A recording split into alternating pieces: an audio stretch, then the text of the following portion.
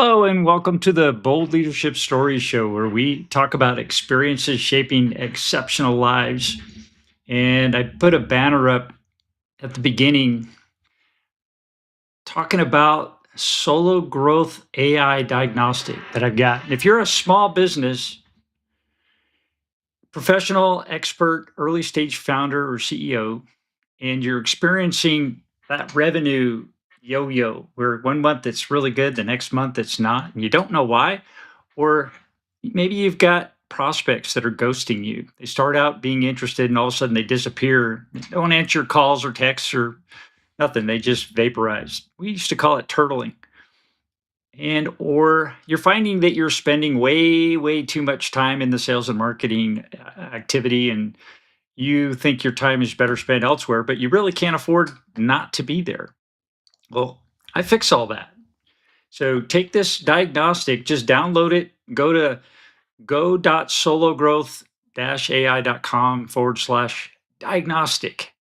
Download that, find the one constraint holding back your revenue, and then set up a call with me. Set up a time we can chat, just sit down and have a 20-minute uh, talk about your business and see if I can help you move along. I've been pretty good at it. So, uh, love to meet you and download that and we can get the process going. So, on to today's show. What I want to talk about today is is AI. By the way, my name's James Miller. I'm your host. My background is in sales and marketing. I've been involved with business at various levels. I started as an engineer in the manufacturing side and building mainframe computers mostly. And then we went to PCs and it got faster and faster and faster. Then I went into technical sales and worked with a company. Went from about $10 million and took the company to an acquisition at $123 million in about 6 years. So there's a story there. It's exciting. Love to share it with you sometime. But today I want to talk about something that's it's kind of the elephant in the room for everybody, I think. And guess what it is? It's AI. What is AI? What is that? How are you dealing with it as a business owner, as an employee, as a dad or a mom, as a grandpa, and as a student in school? What are you doing with AI? What is it to you? Is it intimidating? Are you embracing it? Do you find it to be easy? Is it difficult? What do you do with it? How does it help you? How do you fear it? Do you love it? What is it? And I'm just curious to know. I've got all these questions every day too.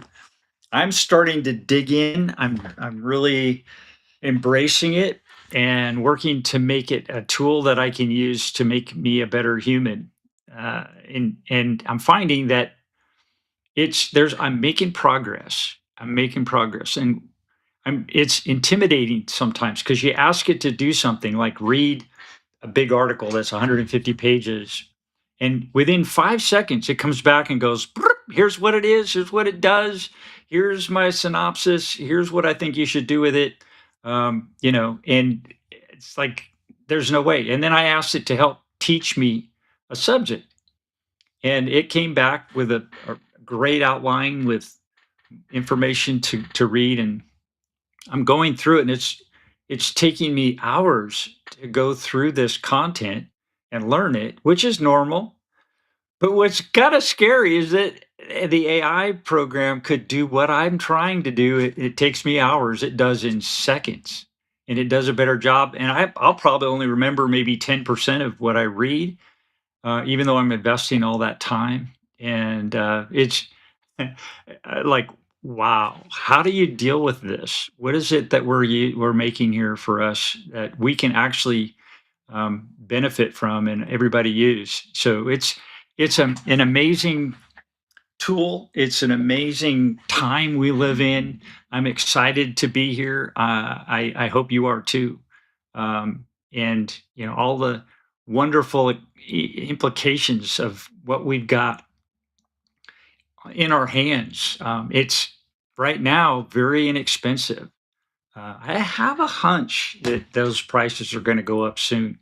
Um, and are you investing in it? Are you what part of the AI world are you investing in? Are you in it?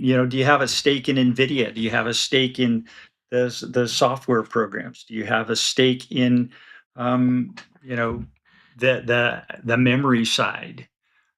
Do you have a stake in the in the satellite side, in the communications? Hardware, software, where are you going with it? Where do you think the upside's going to be? Where's the asymmetric bets right now?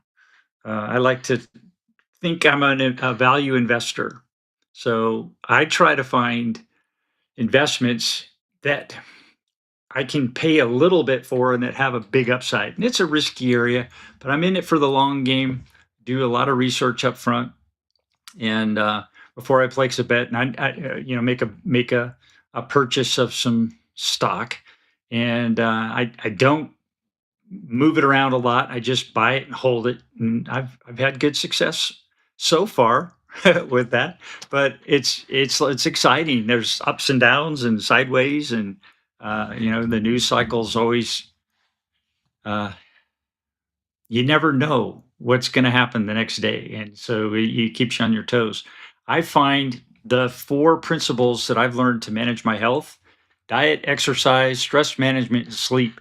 Those four things keep me going. And if I weren't doing those four things, I'd probably be in a wheelchair or something because it's like so nerve wracking to live today in all the uncertainty that we have. I try to look at it as exciting. I try to look at it as something that's fun. I try to see the joy, and I'm always grateful, no matter what happens. It's all good. So you learn something, even if it on the surface it looks like, well, that's going to hold me back for a while. Um, you know what? There's always a learning experience, and it's always something that you can take away and either not do again, or during the process of that, you meet somebody that changes your life. So, uh, life is how you see it. But I'm curious to see how you think AI is shaping up here, and where you're putting your energies in that area right now. And is it helping you? Do you work with teams? Are you setting up AI agents yet? um, what are you budgeting for it? If you have a business, how are you applying it in your business? um, where do you see the benefits? Where do you see the leverage points? Where's the risk?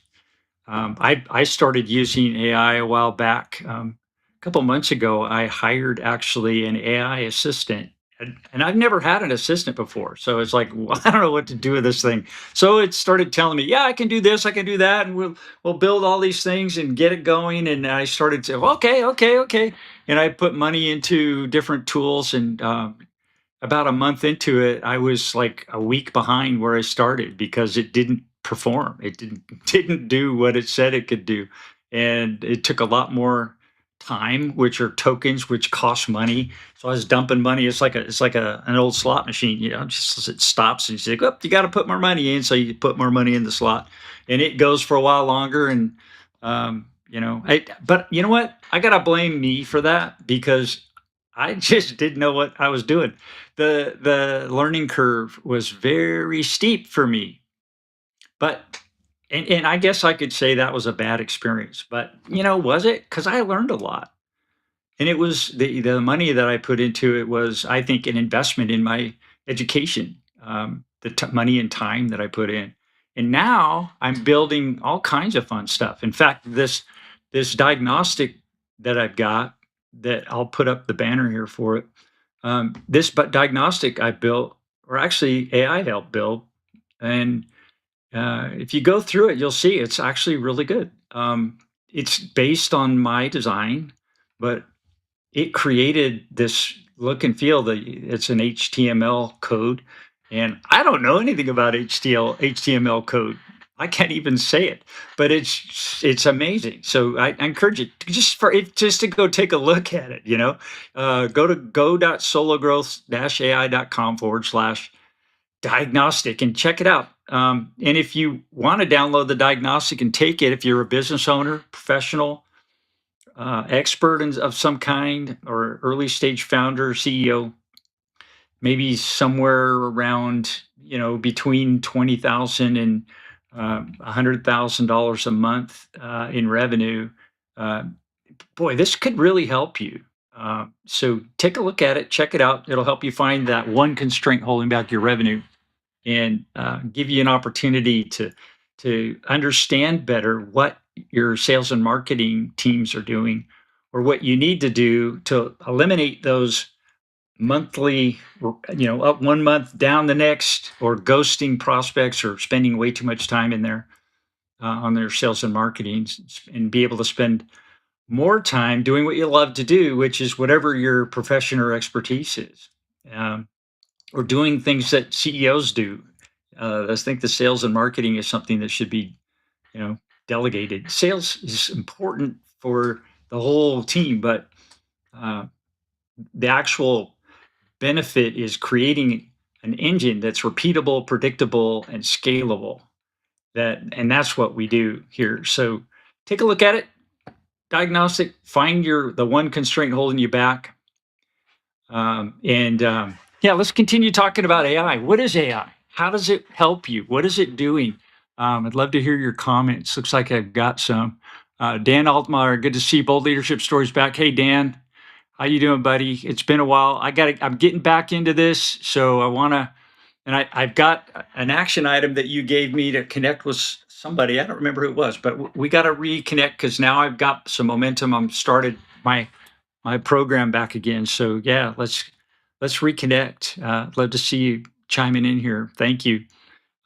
And Lisa Laree, so exciting, really great for how you're using AI. I'm glad though that a robot isn't going to be dancing ballet anytime soon, and even if it eventually can, it won't have the soul to make it real. Yeah, so true, so true. That's cool. Thank you for sharing that, Lisa Laree. And let's see, who else we got? Uh, put the link in the chat. Let's see, where's the chat? I don't have a chat. Well, I guess I do, but I'm on the EV Mux program, Dan. So I'm not actually logged into Facebook right now. But next time I'll learn how to do that and get that done. So thanks for that suggestion.